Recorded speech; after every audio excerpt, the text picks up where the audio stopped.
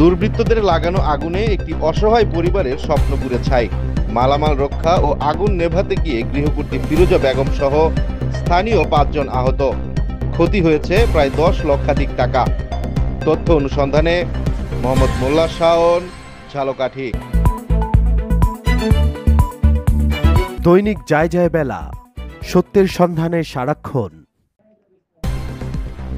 ঝালকাঠির রাজাপুরে বসতঘরে দুর্বৃত্তদের লাগানো আগুনে মঙ্গলবার সন্ধ্যায় উপজেলার মঠবাড়ি ইউনিয়নের বাঁশতলা গ্রামের নুরুল ইসলাম ফকিরের বাড়িতে এমন ঘটনাটি ঘটে। দুর্বৃত্তদের আগুনে পোড়া বাড়িতে একটি ঘরে 4টি পরিবার বসবাস করত। স্থানীয়রা জানিয়েছেন, এই ঘরে ঘটনাটি ঘটে। আগুনে একই ঘরে বসবাসরত 4 পরিবারের 10 লক্ষাধিক টাকার ক্ষতি হয়েছে বলে ক্ষতিগ্রস্তরা দাবি করছেন।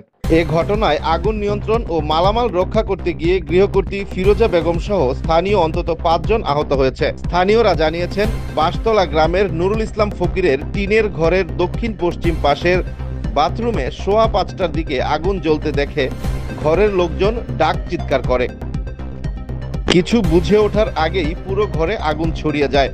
খবর পেয়ে রাজাপুর ফায়ার সার্ভিসের কর্মীরা এসে আগুন নিয়ন্ত্রণ করলেও ততক্ষণে ঘরে থাকা সম্পূর্ণ মালামাল পুরো ঘরটি সহ পুড়ে ছাই হয়ে যায়। ওই ঘরে নুরুল ইসলাম ফকিরের 3 ছেলে মোহাম্মদ ফিরোজ আলম, মোহাম্মদ ফেরদৌস, মোহাম্মদ সাইফুল আলাদা আলাদা কক্ষে বসবাস করত। দুর্বৃত্তদের লাগানো আগুনে পুড়ে সবাই নিঃস্ব হয়ে দিশেহারা হয়ে আছেন।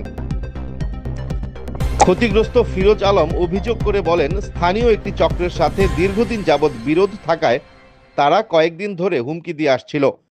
জ্বালাইয়ে দিমু, আমার বাপেরা এর আগে মারছে, আমার বাপেরা মারছে, আমার ভাইকে হুমকি দেয়, আমার বাইরে বাড়িয়ে থাকতে পারে না, আমাকে পিড়ে নামাই দিমু, ঘরে আগুন দিমু, কাল রাইতে ঢিলে মারছে।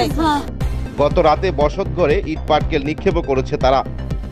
তারই ধারাবাহিকতায় দুর্বৃত্তরাই ঘরের লোকজনকে মেরে ফেলার জন্য পরিকল্পিতভাবে ঘরে আগুন দিয়েছে বলে অভিযোগ করেছেন এবং জড়িতদের আইনের আওতায় এনে বিচারের দাবি করেছেন ক্ষতিগ্রস্ত পরিবারের সদস্য সহ গ্রামবাসীরা।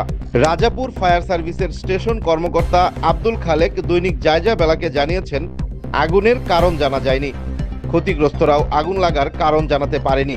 আগুনে প্রায় 10 লাখ টাকার ক্ষতি হয়েছে। ক্ষতিগ্রস্ত পরিবারের তথ্য মতে এটি জানা যায়। রাজাপুর থানার এসআই সুব্রত জানান, পুলিশ ঘটনাস্থল পরিদর্শন করেছে। আগুনের কারণ জানা যায়নি। আগুন দিতেও কাউকে দেখেনি ক্ষতিগ্রস্তরা। উল্লেখিত বিষয়ে লিখিত অভিযোগ পেলে তদন্ত করে দোষীদের বিরুদ্ধে আইনগত ব্যবস্থা নেওয়া হবে। এতক্ষণ দৈনিক যায় যায় বেলার সাথে থাকার জন্য আপনাকে ধন্যবাদ। লাইক, কমেন্ট ও শেয়ার করে আমাদের সাথেই থাকুন।